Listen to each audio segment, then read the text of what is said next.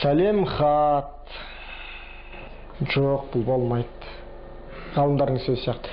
Міне, алтыннан ардақты, күмістен салмақты. Жоқ, бұл армиядағыдай. Міне, гүлденген әлем, Алештен сәлем. Дәл осылай басталатын хаттар бүгінде ескіргелі қашан. Бүгінгінің жас буыны ақ қағаз алып, хат жазып, оны поштаға салып, алып та көрмеген десек болады. Бірақ бұл қазіргінің адамы мүлдем хат жазбайды деген сөз емес. Сағаттап, қайта-қайта оқи беретін хусни хаттарының орнын қазіргі таңда қысқадан нұсқа, SMS хабарламалар басқан. Орнын басқан дегеннен гөрі қазіргі тіл мынау темір тетікте басып жаншылған дегеніміз жөн сияқты. Себебі SMS-ке біздің тіл керек емес. Біздер бұл арада жастардың тіл сындыруын яки сөйлемеуін, хат жазуда қазақылығын емес, сол мүмкіндікті қолдан алмай отырғанын айтпақпыз. Сотбай операторлардың әлі үстірт қарап жатқан мәселесі ол SMS-тердің қазақша болмауы да. Бұл үлкен. Былай қараса, орысша да жаза аламыз, латын тілін харпмен де жазуға болады, бірақ та мұндағы проблема біздер көптеген сөздеріміз, мысалы деген сөздеріміз басқа харппен жазуға тура келеді, мысалы. Мынау ұялы телефон ұстап жүргенімізге біраз уақыт болды, бірақ енді ол жерде ол телефонда мен енді қазақша SMS-тің келгенін көрген жоқ. Келген де жоқ. Күн түндемей мынау активтен келіп жатады, Билайннан келіп жатады. Қазақша келет текстері, бірақ ол жерде Қ, Ә, Ө деген әріптері жоқ, намысыңа тиеді. 10 миллион деп помпаңдаймыз, бірақ әлі күнге телефонымыз, тілімізді түсінбейді, ал ұялы байланыс ұялады хат хабарын қазақша жіберуге. Сонда дейміз-ау, тілдің қолға ұстаған құрығанда мынау байланыстың басына да ілікпегені ме, әлде техникаға келгенде қолы қарысты мекен? Я ала шарпы тек қағазға ғана түсуге жараған, компьютер, телефонда тынысы тарылуы тиіс пе екен? Мен сөз ремонты Астанадан қалаға әкімшіліктен келіп жатыр. Міне Далакомнан келіп жатыр. Латынша басып жатыр. Мен бірақ қана сіздерге осы мәселені айтайын. SMS мәліметті әдейі біреу ұстап отыр. Өйткені SMS ол қазіргі жазбаша түрде. Олай демейін десең, қазақ баласы байланыспен бақандай 15 жыл құрдас. Телефонды қанша ұстасақ та құлаққа тақау, бірақ SMS-іміз әлі де сақау дегеннен кері келіп отыр. Кейбір телефондар кириллица алфавитін қолдамайды. Сондықтан ондағылар ол телефонның пайдаланушысы ондай хаттамаларды оқи алмайды. Сондықтан кейбір хаттамалар солай латын алфавитінде келеді. Дұрыс емес. Біз SMS жібергенде екі тілде жібереміз. Міндетті түрде екі тілде жібереміз. Бірақ латин шрифтімен жазылады. Себебі бізде тек қана 10% қазақстандықтар телефондары қазақ әріптерін қолдайды. Сондықтан біз латиницамен жібереміз, бірақ міндетті түрде бірінші қазақша келеді SMS, сосын орысша келеді. Олай жала жаппамыз бізге. 10% әңгіме қозғай қалсаң, бірінші сылтау болып алдыңнан кесе көлденең ербеңдей шыға келер аргументтің бірі осы. Көп телефонда қазақ әрпі жоқ, кириллицаға келтірсек кей әріптері келіспей қалады деп базынасын білдіреді. Алдана салайын, рас екен деген кейіп танытайын десең, орысшасы латынға да лайықталып, кириллше де күліп тұрады.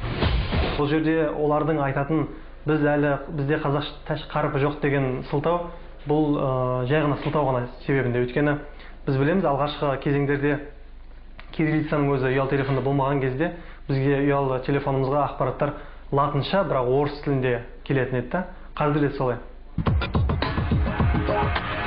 Бұл нарықтан нан тауып жүрген бар жоғы 4-5 компания. Оның үшеуі өзіміздің отандық компаниялар. Сонымен қызметін қай тілде жүргізеді өзіміздікілер? Компаниямыз қызметін көрсеткенде қазақ тілін кеңінен пайдаланады. Мысалы, біздің біріншіден веб-сайтымыз қазақ тіліндегі ақпарат барлығы қазақ тілінде беріледі. Бастапқы бетінің өзі қазақша шығады біріншіден. Екіншіден біздің телефон арқылы қызмет көрсету орталық қазақша қызмет көрсетеді. 2008 жылы біздің компаниямыз өзіміздің абоненттеріміз үшін 3 тілде ақпараттық қызмет көрсететін Git Билайн деген қызмет үлгісін іске қосты. Қарап тұрсаң, барлығы дұрыс-ақ сияқты, бірақ даудың басы Дайрабайдың көк сиыры деген. Қиырға көз салмай-ақ, алыстан іздемей-ақ мәселе осы арадан өзі-ақ шолтаң етіп шыққалы тұр. Ол дәл осы 3 тіл негізгі бет деген тақырыптарда. кез келген абонент өзі таңдап үш тілден біреуін таңдай алу мүмкіндігі бар, таңдау мүмкіндігі бар. Ол үшін телефонында жұлдыз 30 нөмір белгісі командасын таңдап, ішінен қазақша, орысша немесе ағылшын тілін таңдап алса, сонда сол таңдаған тілінде SMS хаттамалар сол таңдаған тілде келеді. Оның ішінде қазақша да бар әрине. Интернетте де солай болды ғой. Бірінші негізгі бет орысша, екі түрде сілтемесі тұрады. қазақша, ағылшынша. Сонда тап сондай жағдай, енді сотовый компаниялар тап сондай позиция алған сияқты. Міне біз степ берілеміз, бірінші өз проблемамызды шешіп алыңыз деген сияқты. Басты беттегі орын орысшаға беріпті, ал қазақ тілі қараңғы түкпірге тығылған. Оның өзінде ағылшынмен алысып, бір бұрышына ғана бел таянып тұрғандай. Намысы бар әрине, телефонын түсінікті тілге қойғысы келер анық. Бірақ бұл да бір қиын шаруа, өйткені алаш әрпінде хат жазу, хабар алмасу үшін арнайы ишара жасап, таңбаларды теріп өтуіңіз керек. Құдды Ясонның сынағы дерсіз, түрлі түсініктеме де алдыңды орайды. Осыдан соң әрине қай мықтының да мысы басылар анық.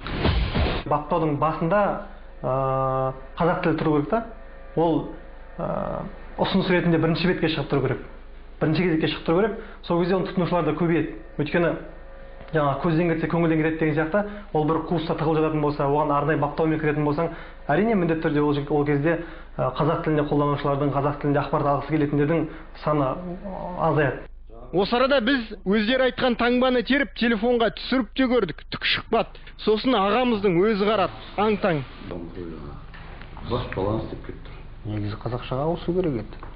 Тұтынушынікі дұрыс, бірақ жарнама алу үшін де таңба теріп, құс болса бір сәрі код баптап отырсың. Осы арада кім тұтынушы, кім ұсынушы, түсініксіздеу. Бізге салса мазаңдалар, ұйқы қаштырар, сол компанияның SMS-і аса керекті емес. Бірақ соның өзін 70%-ға ие жұрттың тілінде неге жібермеске? Неге келер SMS әу бастан біздің тілде сөйлемеске? Ең басынан қазақ тілінде? Шынымды айтсам білмеймін. Осы арада шегініс жасайық. Неге біздер SMS дегенге қадала қалдық? Ортасында тақырыптар қатылса, келесі тарау жеңіл болады. Сонымен бәрі ойлайды, SMS-ті тек қана жай мен сізді құттықтаймын, мынандай. Ол SMS деген ол жай SMS емес, simple message дейді ғой. Ол қазір SMS технологиялар. Ол арқылы көп мәселе шешіліп тұр. Ол арқылы технология деген сол өндіріске, экономика кіріп атқан деген сөз. Экономикаға кірігет. Ойлаңызшы, күніне сіз кем дегенде 3-5 SMS шыңалық жолдайсыз.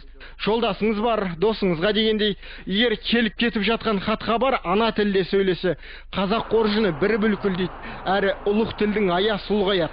Бұл бір. Екінші, тіл техникаға кірігет. Оның бастамасында мынау қарапайым ғана SMS тұр. Егер бұл темір тұтқа тіл сындырса, ертең алып автоматтан кәдімгі кір жуғышқа дейін сізге саф, таза сөйлеуі мүмкін. Жанталасудың себебін ұққан боларсыз. Ораза айты болды. Міне ораза болып кетті. Құрбан айт болды. Өзіңіз ойлаңызшы, міне қазақша SMS біз қазақша алдық па? Осы әрмен қарай не айтуға болады? Сол сотовый компаниялар не көздеп тұр?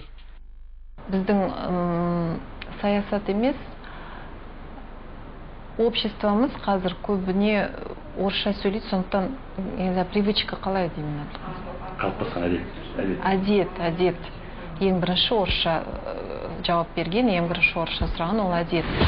Менің ойымша, осылай ақырын қазір қазақ тілін еңгеріп жатырмыз. Адам көп қазақша сөйлесе, онда бізде де сондай әдет болады. Қалай айтайын? Қазақ тілім жетпей тұр оған. Қолға салғанымыз қаттылау тиді ме, әлде қазақы тілі сөз мағынасын жеткізуге жетпей қалды ма? Маманымыз қысқа былай қайырды. Орысша айтқанда это не только от нас зависит. Вот когда общество будет уже в основном говорить на казахском языке, когда потребность такая будет. Жаны барақ сөз, қоғам қош көрмейінше бұлар асып қайда кетеді? Операторлардың өздерінше сылтау іздейтін де жөні бар, өйткені біз көбіне осы тілге байланысты мәселелерде ең жақсы дегенде отбасындағы дастархан басында әңгіме айтып қоя саламыз. Одан кейінгі хат жазу, сұраныс білдіру, соны көтеру деген мәселеде мен айтқаныммен не тұрады, бұл өзгере қоймайды ғой деген көзқараспен қала береміз да. Бірақ тағы да осы сөзді айтуымызға тура келіп тұр. Бірақ қазақ жерінде тұрғасын сыйластық деп телефонға тілді сыйлай салсақ айтеді. Қазақша сөйлетуге не кедергі? Сіздерде басшылар жоқ, орысша деп қойып қоя ма? Жоқ, ол қоғамға байланысты емес қой. Заңды орындалу. Жоқ, біз заңды орындаймыз. Бізге звонып қазақша сұраса, онда міндетті түрде біз қазақша жауап береміз. Тілді талап етіп, тек қазақша қарым-қатынас құрғандар да бар екен. Бұл жөнінен Шымкент жұрты ерледі. Арнайы орталық ашқан біз былтыр. Сол жерде қызметкерлердің барлығы қызметін қазақша түсіндіреді. Мысалы 2-588-300 нөміріне телефон соқсаңыз, немесе ұялы телефон арқылы 90-90 әрі 30-30 телефонға соқса абонентіміз, және қазақ тілінде жүздесем деген таңдау жасаса, оның соққан қоңырауы өзі автоматикалық түрде сол Шымкенттегі орталыққа ауыстырылады. Сол жерден біздің қызметкерлер қазақша ақпаратты толығымен бере алады. Дәл осы бір бастама тек Шымкентпен шектелмей, бар қалаға бағытталу үшін не істеу керек? Жағдайды реттеу үшін қайтпек керек? Бізге сондай телефондар көбейсе, көбі сондай телефондармен қолданса, қазақтың әріптері дұрыс оқылса, сонда оның енгіземіз. Енді кешіріңіз Әбеке, ол бұндай заң бар да, шынында айтсам. Әсіресе мұндай мемлекеттік тілдің мүддесі деген сияқты дүниелер болған кезде біздің өзіміздің тарапымыздан тұтынушы ретінде сұраныс болу керек. Нарықтың заңында бар ғой, тұтынушы әрқашан дұрыс деген қағида. Осы қағидаға жүгінсек, онда бір ғана тұтынушы емес, екі тұтынушы емес, ондаған жүздеген тұтынушы өздеріне қазақ тілінде SMS келуін талап ететін болса, сұрайтын болса, операторларда тиісінше осыған сәйкес амал әрекет жасай бастайтын еді. Амал әрекет байланыстың басын ұстағандардан емес, әзірше халық сенген қалаулылардан бірде-екілі көрініс тауып келеді. Жиында өткен қисынға келеді, қазақылыққа қырын қарауды қоямыз деп уәде де берген кезінде компаниялар. Бірақ сөзден тайғақтаудың талайын көріп келеміз. Үштіктен әлі күнге дейін өп өткен жаңалықтың бәрі телефонға көмп етіп ресми тілде жетіп келеді. Осыдан бірер апта бұрын Тәңірберген Бердоңғаров депутаттық сауалында осындай бір әңгіменің басын қылтитып еді. Құрметті Кәрім Қажымқанұлы, мобильді операторларды SMS-ті қазақша жолдауға мүмкіндік туғызатын арнайы бағдарламамен қамтамасыз етуге міндеттеуіңізді, сондай-ақ перне тақтасында қазақша қаріптері бар телефондарды елге енгізу үшін нарықтың ықпалын қамтамасыз етуіңізді сұраймын. Қазақ тілді ұялы қызметтің жоқтығынан болуы керек. Депутат мырза да премьер-министрдің атына бағытталған сауалын орысша жеткізді. Десек те, тілі орыс болса да, жаны қазақ сауалдың қайта түлегеніне риза болғанымыз рас. Осы сөздерден соң көңіл көншіп қазақ харіпті термекке ниет еттік. Бірақ бармақ сол ашылмаған күйі бүгілі қалар түрі танытты. Құралды қазақландыру біздің құзыретке кірмейді дейді компаниялар. Ал SMS-ке келсе қазақы кириллица телефон тіліне келмейді дегенді айтады. Алайда мұны да шешуге болады екен. Яғни латын қазақ қоспарағы деген әліпби қазірдің өзінде дайын. Жоба 91-де басталып, таныстырылымы кешегі өткен ассамблеяда жасалды. Авторы инженер ағамыз Жанат Аймағанов, ал биік мінберге жеткізген өз әріптесіміз. Тілге қатысты көп сөзден гөрі айқында нақты істер керек. Бұл үшін ABC-net деген қазақ әліпбиін IT технологиялар саласына тездетіп енгізген абзал. Ол мына электронды карта, электронды банкинг, электронды коммерция, электронды кітапхана, емейл, SMS жазбалар дегендердің бәрін реттеп, дауыстарды тану, саундтрек дейтіндердің барлығын реттейді, және роботтық технологиялармен жасанды интеллект мәселелерін жедел шешуге мүмкіндік береді. Біздер үшін дәл қазір роботтың сөйлеуі емес, байланыстың тілге тістеніп отырғаны басқайғы. Талай ғасыр тірнектеп жинаған тіліміз техникаға керек болмай қалса, бәрі бос деген сөз. Біздің бір білгеніміз, тіліміз тірлігімізге, тұрмысымызға дендеп енбесе, бүгіні бұлыңғыр, ертеңі елес болып қалады. Жазуымыз тасқа да түскен, техникада да терілет. Бұл сөзсіз, тек кешігіп қалмаса абзал. Кешіксек көштен қара үзіп қалуымыз бек мүмкін. Содан кейінгі іс қолымды мезгілінен кеш сермедімнің кері. Ең тәуелсіз қалғанда біз ромашкаларға, жай баспа машинкаларға өте көп назар аударып, бостан босқа сырттан тыс қалып қойдық. Өкінішке орай бізде үлкен серпінісімізді түп түгел төмен басты. міне сол кездері компьютерге енді компьютерлер неге кіріп жатқанда біз компьютер дегенде түсінбей қалдық, өкінішке орай. Сол түсінбегеніміз міне ұзаққа созылып кетіп, міне бүгінгі міне сол қорытындысы, қазақ тілінің қорытындысы осы. Әрі бір жаманы техник